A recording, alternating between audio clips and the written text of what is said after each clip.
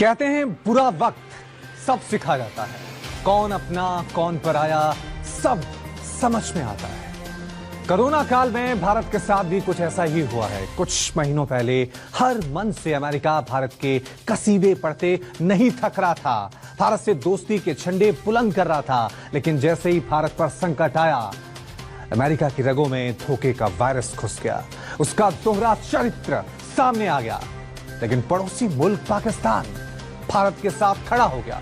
अब सवाल यह है कि अमेरिका ने ऐसा क्या किया जिसे भारत से दगाबाजी कहा जा सकता है, और पाकिस्तान ने ऐसा क्या कर दिया जिसकी तारीफ हो रही है। समझने के लिए देखिए हमारी ये रिपोर्ट। लेकिन इतनी मात्रा में वैक्सीन जुटाना भी आसान नहीं है। ऐसे में भारत की दवा कंपनियां और सरकार दोनों ही अमेरिका की तरफ देख रही हैं। लेकिन संकट की इस घड़ी में भारत का ये दोस्त दगाबाज निकल गया। अमेरिकी राष्ट्रपति जो बाइडेन कई मौकों पर भारत की तारीफ करते हुए नहीं थकते थे। वो हिंदुस्तान को अपना सच्चा दोस्त बताते थे। लेकिन चंद महीने में ही ऐसा क्या हो गया कि दोस्त एहसान फरामोश हो गया। I said if the United States and India became closer friends and partners, then the world will be a safer place. If elected president, I'll continue to believe it and continue what I've long called for, including standing with India and confronting the threats it faces in its own region and along its borders. आफत काल में भले ही Biden बदल गए हों, लेकिन मुसीबत के इस वक्त पर पाकिस्तान ने मदद का हाथ बढ़ाया है। सच्चे दोस्त की मुसीबत के वक्त ही परख हो जाती है। भारत पर कोरोना की दूसरी लहर का हमला हुआ है। मरीजों के लिए वेंटिलेटर, दवाइयों और ऑक्सीजन की कमी हो रही है। ऐसे में अमेरिका की तरफ से भारत की कोई मदद नहीं की जा रही है, जबकि पड़ोसी मुल्क पाकिस्तान की तरफ से तमाम मदद की पेशकश हो रही है। पाकिस्तान ने इंसानियत को मद्देनजर रखते हुए मदद की पेशकश की। पाकिस्तान ने भारत को कोरोना वायरस से निपटने के लिए इमदाद की पेशकश कर दी है। तर्जुमान दफ्तर खारजा के मुताबिक पाकिस्तान ने भारत को वेंटिलेटर्स, डिजिटल एक्सरे मशीन्स और PPE समेत दीगर अशिया की पेशकश की है। पाकिस्तान से भारत के लिए मुश्किल वक्त में खैर सगाली का जज्बा। फैसल ईदी ने भारत में कोरोना वायरस के मरीजों के लिए 50 एम्बुलेंसेज फराहम करने की पेशकश कर दी है। इन दोनों हुकूमतों से दरख्वास्त है कि इंसानियत की बुनियाद पे जो है वो हमें इंसानियत का काम करने में फैसिलिटेट करें। कोरोना से इस वक्त भारत में क्या हालात हैं, ये पूरी दुनिया जानती है। दुनिया में एक दिन में इस वक्त सबसे अधिक कोरोना के मामले भारत में ही सामने आ रहे हैं। बढ़ते मामलों के बीच भारत को वैक्सीन से ही सबसे अधिक उम्मीद है। अस्सलाम वालेकुम दोस्तों, और thank you so much Pakistan के प्राइम मिनिस्टर, आपका बहुत बहुत शुक्रिया। आपने आज हमारे बुरे वक्त में हमारे लिए कुछ नहीं कर सके तो कम से कम दुआ तो कर रहे हैं। एक हमारे आपके देश में जब कोरोना का केस ज्यादा बढ़ने लगा था तो उसके लिए हम आपसे माफी मांगते हैं, क्योंकि हमारे देश की मीडिया ने जब आपके देश में कोरोना ज्यादा बढ़ रहा था पिछले साल, तो हमारे देश की मीडिया ने ये खबर चला रही थी, ये हेडलाइन चला रही थी, मैं दिखा रहा हूँ। उसके लिए हम पूरे देश वाले, इंडिया वाले आपसे माफी मांगते हैं, आपके देश से माफी मांगते हैं। जब पाकिस्तान में पिछले साल केस बढ़ने लगे थे कोरोना के, तो हमारे देश की मीडिया ये खबर चला रही थी, हेडलाइन चला रही थी, अब कोरोना की मौत मरेगा Pakistan. Thank you so much Imran sir, आपका बहुत बहुत शुक्रिया। आप कम से कम हम लोग के लिए दुआ तो कर रहे हैं। Thank you so much. नमस्कार, आपके साथ मैं हूं साक्षी जोशी। सत्यमेव जयते में आज उस सबसे बड़े झूठ के बारे में सत्य हम बताएंगे जो इस बीच में, इस पूरे साल हमने सबसे ज्यादा एक कम्युनिटी के साथ किया है, देश के मुसलमानों के साथ। क्योंकि तबलीगी जमात को हमने लगातार जिहादी कह के, आतंकवादी कह के, पाकिस्तान परस्त होकर कह के, गद्दार कह के, कोरोना जिहादी कह के, कोरोना को फैलाने वाला कह के, हमने देश के मुसलमानों को भी इतना डिमोनाइज कर दिया कि उन लोगों के लिए उस दौर में, और बल्कि आज भी, सड़क पर निकलना कितना मुश्किल कर दिया गया इस देश के अंदर। कभी सोचा इस बारे में? थोड़ा भी, अगर थोड़ी सी भी शर्म हम सब लोगों में होगी ना, तो हम कान पकड़ के कम से कम माफी जरूर मांगेंगे। आपने किया या नहीं किया, हमने किया या नहीं किया, लेकिन अगर उसका पार्ट भी थे, उसको होता हुआ भी हमने देखा है, तो हम सब इसमें शामिल हैं। कैसे? सबसे पहले तो मैं आपको यह बता दूं कि किन किन न्यूज चैनलों को, किन किन अखबारों को माफी मांगने की जरूरत है ना, ये थोड़ा सा काम हम आसान कर देते हैं आज। वो इसलिए कर देते हैं क्योंकि हम तब से कह रहे हैं कि कोर्ट के वर्डिक्ट के बाद अब इन सबको माफी मांगनी चाहिए, न्यूज चैनल्स को माफी मांगनी चाहिए। लेकिन कौन है ये लोग? आज इनको जरा बेनकाब कर ही देते हैं, इनका एक एक करके चेहरा दिखा देते हैं आप।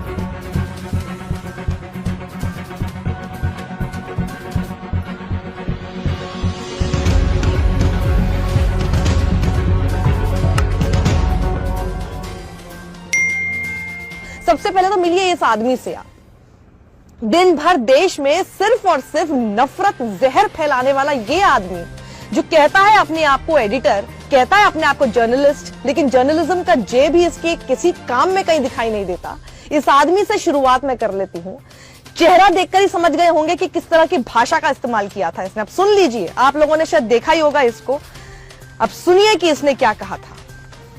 इसने ये कहा था 31 मार्च को अपने शो बिंदास बोल में, कोरोना जिहाद से देश बचाओ, तबलीगी जमात को बैन किया जाए नरेंद्र मोदी। अगर भारत की मस्जिद से हिंदुस्तानियों को खतरा है और कोरोना वायरस लेकर घूमने वाले मानव बम खुलेआम घूम रहे हैं, तो क्या आप इसे कोरोना जिहाद नहीं कहेंगे? 6 की मौत हुई थी उस वक्त तेलंगाना में, उनके बारे में किसी को कोई सिंपैथी नहीं थी और ये आदमी ये काम कर रहा था, उनको एक तरह से टेररिस्ट बुला रहा था। Can you beat that? आगे बढ़ूं उससे पहले आपको बता देती हूं कि चीफ मेट्रोपॉलिटन मैजिस्ट्रेट ने क्या कहा है। यह कहा है कि ये जो 36 फॉरेन नेशनल्स को तबलीगी जमात से जो जुड़े हुए, जिनको बंद करके रखा हुआ था, ये सब बकवास है। ये किसने, क्यों, आपने कैसे बंद किया? और साथ ही आपको बता दूं, आईओ इंस्पेक्टर सतीश कुमार और एसएचओ मुकेश वालिया को खूब लताड़ा है कोर्ट ने और ये कह दिया है कि आपकी तो बात पर विश्वास करने लायक ही नहीं है, क्योंकि एक तरफ आप ये कह रहे हैं कि आप रोज मरकज जा रहे थे, राइट? उन्होंने कहा कि आप मरकज जा रहे थे, लेकिन आप ही को एक्चुअल नंबर ऑफ पर्संस भी नहीं पता है। अगर आप रोज मरकज जा रहे थे तो आपको एक्चुअल नंबर ऑफ पर्संस पता होना चाहिए था, लेकिन आप झूठ बोल रहे हैं कि आप रोज मरकज जाते थे। और अगर आप झूठ बोल रहे हैं आप मरकज जा रहे हैं, तो आप उन लोगों की पहचान कैसे कर सकते हैं? और बहुत बड़ी बात कोर्ट ने ये कही है अपने जजमेंट में कि आपने किसी को पहचाना नहीं, किसी की टेस्ट आइडेंटिफिकेशन परेड नहीं की। ये तो किसी का एक आम आदमी को भी पता है कि टेस्ट आइडेंटिफिकेशन परेड किसी भी अक्यूज की करनी ही होती है। बिना उसके आपने लगभग 2500 लोगों में से 900 से ऊपर लोगों को ऐसे ही पहचान लिया? नहीं, कोर्ट ने यह माना है और कहा है कि आपने गृह मंत्रालय की तरफ से प्रोवाइड की गई लिस्ट के आधार पर चेरी पिक कर लिया कहीं को, जो उस वक्त थे भी नहीं, उस कहे हुए उस समय के अंतराल में वो वहां पर मौजूद भी नहीं थे। कितना बड़ा घोटाला था ये, क्यों किया गया, किसके कहने पे किया गया, गृह मंत्रालय का इसके अंदर क्यों इन्वॉल्वमेंट था? क्या ये एक तरह से एक धर्म को डिमोनाइज करके अपनी जो खामियां थी, जो आप हैंडल नहीं कर पा रहे एक पैंडेमिक के समय पर, आपने उसको छुपाने की कोशिश की और उसका हथियार एक तरह से आपने बनाया सारे न्यूज चैनल्स और अखबार को, पूरी मीडिया मशीनरी से उसका इस्तेमाल किया गया।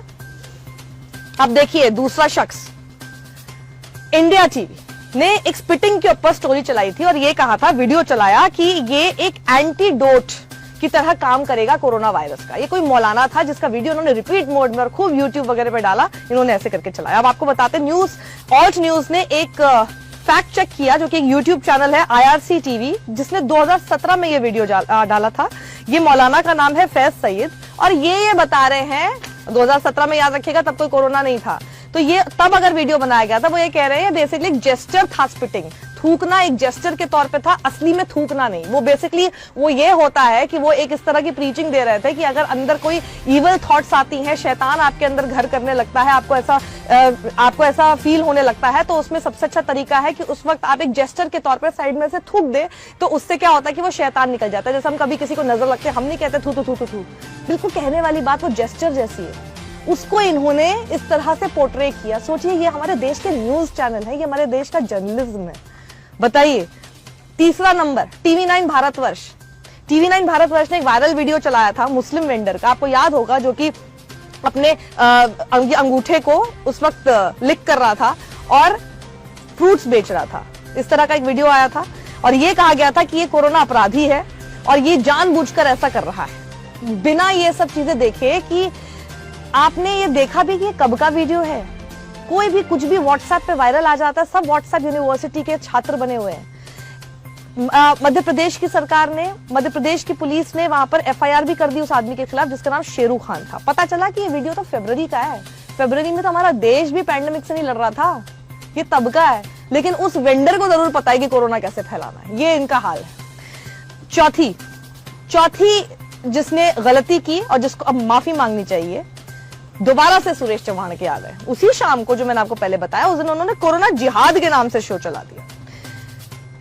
अब देखिए, जी न्यूज का ताल ठोक के, बड़ी ताल ठोकते हैं ये। इन्होंने वसीम रिजवी को बिठा लिया, जो कि चेयरमैन है यूपी शिया वक्फ बोर्ड के, जो पता है सबको कि बीजेपी की लाइन बोलते हैं।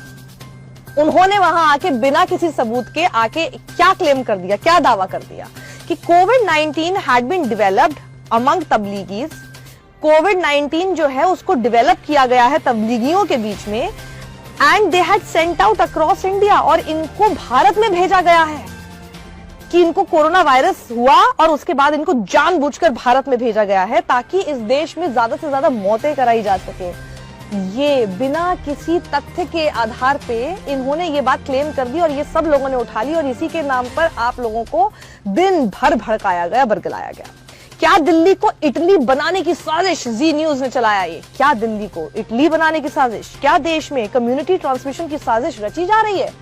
ये तो सवाल चल रहा था चैनल पे, लेकिन जो एंकर था वो एक कदम आगे था, उसने सवाल भी नहीं रखा, उसने तो सीधे क्लेम कर दिया, हाँ दिल्ली को इटली बनाने की साजिश हो रही है। और उनके बॉस सुधीर चौधरी एक कदम और आगे रात को आ जाते हैं। रात को आके क्या बोलते हैं? पूरे देश से गद्दारी की है इन लोगों ने, गद्दार हैं ये। सुधीर चौधरी माफी मांगो, माफी। अर्नब, इसे कैसे भूल सकते हैं हम? अर्नब, अगर कहीं पे भी पाप हो रहा हो उसमें अर्नब ना हो तो फिर कैसे हो सकता है? उन्होंने भी यही किया, ये जानबूझकर किया जा रहा है। अपने वहां पे पैनल पे ऐसे लोग बिठा दिए जो अपनी बात जब रख भी रहे हैं तो उनके ऊपर खूब चिल्लाता रहा, आप लोग गद्दार हैं, आपका क्या लेना देना है, पाकिस्तान परस्त हैं, वो सारी जितनी बातें सब आते हैं, ये सारे शब्द एक साथ आ जाते हैं, टुकड़े टुकड़े पाकिस्तान, है ना, गैंग, ये सब चीजें आ जाती है। जी न्यूज ने शो किया जिसपे देखिए किस तरह की लाइन लिखी थी, ताली थाली के देश में थूक वाला जिहाद क्यों? लाइन अच्छी है ना, इतनी घटिया है। अब देखिए अगला नंबर इंडिया टुडे का भी स्टिंग कर दिया था इन्होंने 10 अप्रैल को। दिल्ली और ग्रेटर नोएडा के इन्होंने 2 मदरसा दिखाए जिसमें इन्होंने ये क्लेम किया कि वहां पर वायलेशन करके, जो कोविड-19 की गाइडलाइंस है सरकार की, उसका वायलेशन करके अपने बच्चों को यहाँ पे छुपा के रखा हुआ है, और मदरसा हॉटस्पॉट है ये, मदरसा जिहाद, मदरसा कोरोना हॉटस्पॉट, ये इन्होंने इसको क्लेम कर दिया। और ये भी क्लेम किया कि इन्होंने सोशल डिस्टेंसिंग का पालन ही नहीं किया इन बच्चों ने वहां पे। न्यूज लॉन्ड्री ने स्टिंग का पर्दाफाश किया, कई खामियां स्टिंग में से निकल के आई हैं, न्यूज लॉन्ड्री की वेबसाइट पर देख लीजिए। तबलीगी जमात पर सिर्फ न्यूज चैनल्स ही नहीं, अखबार, प्रिंट मीडिया ने भी बहुत जहर फैलाया है। सबसे पहले अमर उजाला का देख लीजिए, इन्होंने जमातियों के मिसबिहेवियर के बारे में खबर छापी।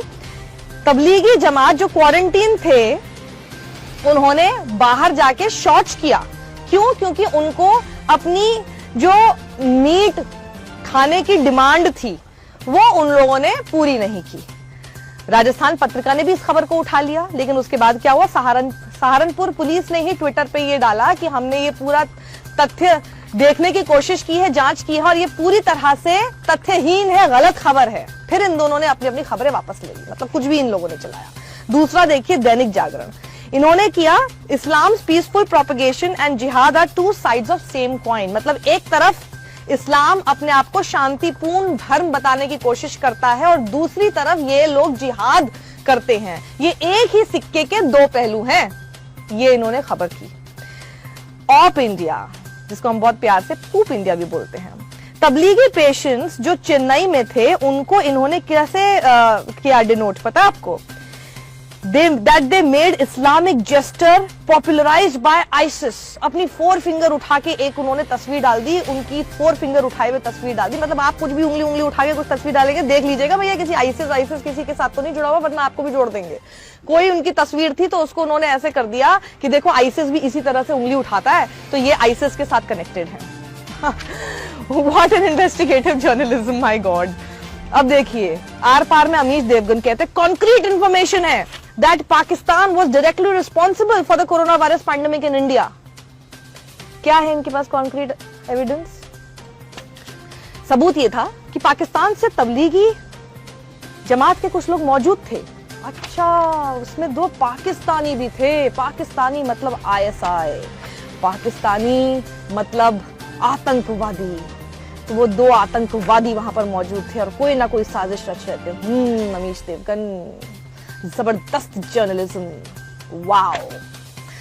तो अब ये देखिए, वैसे तो लिस्ट बहुत लंबी है, मैं थक गई हूं। अब आपको बताओ, इस हमाम में सब नंगे हैं, सब कोई नाम ले लीजिए चैनल का, हर channel, ABP News, Republic Bharat, Republic TV, Zee News, Aaj Tak, India today, India TV, मैं कहां तक नाम लूं, सब इसमें शामिल हैं। लेकिन आज जब माफी मांगने की बारी आई है, सब जैसे अपना पाप करके कहीं साइड हो गए हैं, कहीं चले गए हैं और इनको कोई फर्क नहीं पड़ता, इनको कोई फर्क नहीं पड़ता। ये रात को वैसे ही सो रहे हैं, इनको कोई फर्क नहीं पड़ रहा। सबसे बड़ी चिंता की बात तो मेरे लिए ये है कि आपने इतनी बड़ी गलत खबर आपने दिखा दी। गलत ही खबर नहीं है, आपने पूरा डिमोनाइज करके रख दिया लोगों को, एक धर्म के लोगों को। Just imagine if this happens with you और मी।